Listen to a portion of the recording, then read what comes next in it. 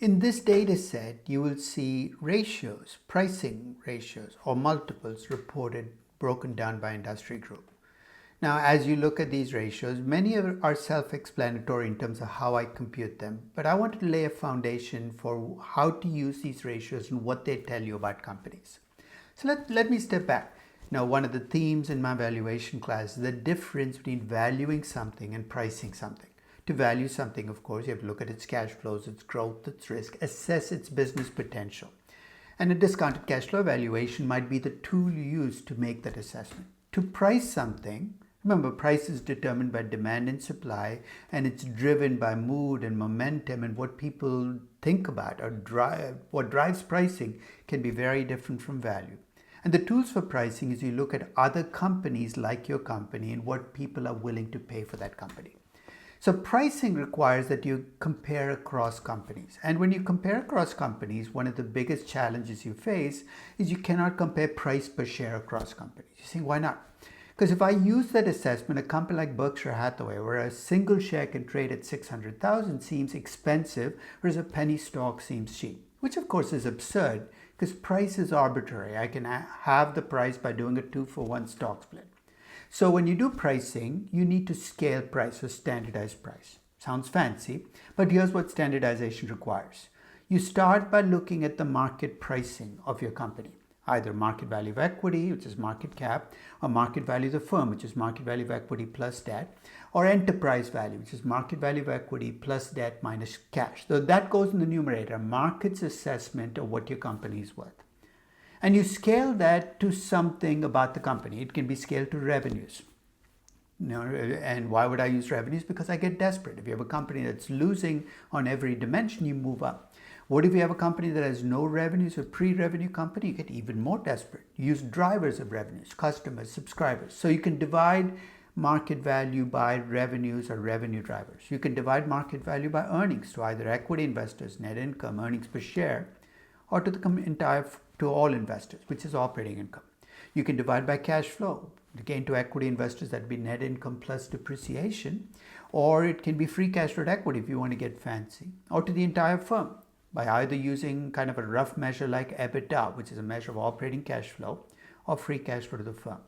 Or you can scale to book value of equity, which is just what you see on the balance sheet, or book value of firm, which is book value of debt plus equity, or book value of invested capital, book value of equity plus debt minus cash. So the numerator is always a market value, the denominator is a scalar.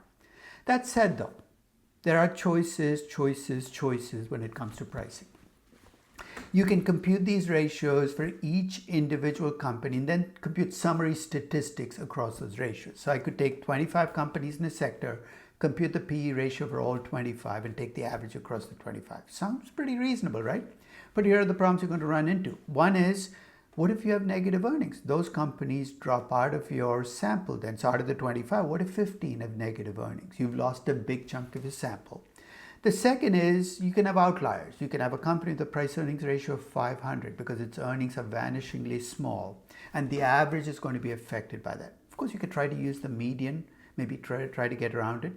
Here's an alternative. Rather than try to compute the ratio for each company and try to compute these summary statistics, what if you aggregated the numbers across all of the companies and computed the ratio once? You think, what are you talking about again? Then let's say I wanted to compute the P ratio for steel companies. I take the 25 companies, including the money-losing companies. I add the market cap across all 25 companies. That goes in my numerator. I add the net income across all 25 companies, including the companies losing money. That goes in the denominator. The aggregated market cap divided by aggregated net income gives me an aggregated PE ratio. So in some of the data sets that you will see for pricing multiples, you see the multiples based on aggregated numbers. And those are actually the numbers I depend on the most, as well as summary statistics across individual company ratios.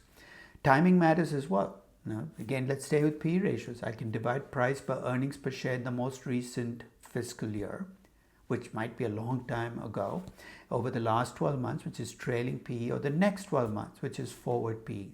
So I'll be specific. In most cases, I use the market cap as of January 1st. I use the trailing 12-month data. That becomes the core statistic I focus on because that's the most updated number I have for each input.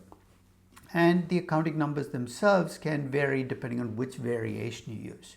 Net income can be before extraordinary items, after extraordinary items. With earnings per share, you can have primary, diluted.